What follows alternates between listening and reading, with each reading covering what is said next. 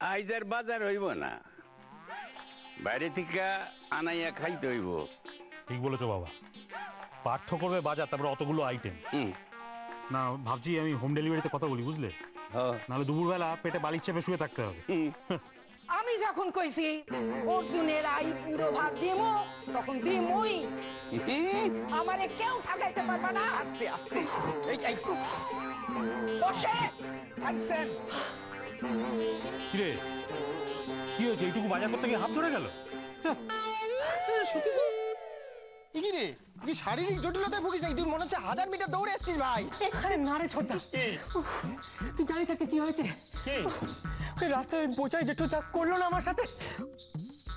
মা গো, খাইছি।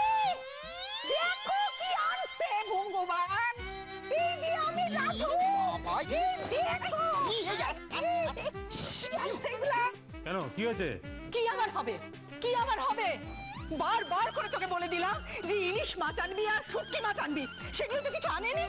এই দেখো এনেছে, এই দেখো চিংড়ি, কতগুলো চিংড়ি মাছ এনেছে, পচা আবার, আর পোস্ত এনেছে। কি হবে বলো তো এবার? ও বৌমা, কসুরলতিটাই তো আনে নাই। কসুরলতি আনিস নাই কেন? আমি বুঝতে পেরেছি, দাদার আইবুড়ো ভাতটা একেবারে বন্ডল করার জন্য তোর এই প্ল্যান, তাই তো দাদু?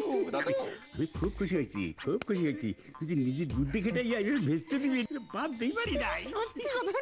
এই হতভাগা, তোরে লিস্ট কইরা দিছিলাম না, একটা জিনিস তুই ঠিকঠাক আনস নাই। যা ফের বাজারে যা, গিয়ে লিস্টে মিলাই জিনিস আনবি, যা। এখন কি আর বাজার পাওয়া যাবে? আজকে 11টার সময় বাজার বন্ধ হয়ে যাওয়ার কথা না? না না, এখন আর বাজার যাইতে হইব না। ওই যা আনা হয়েছে এই দিয়ে রান্না হোক, বাজার যাওয়ার দরকার নাই আর। কি আনছে?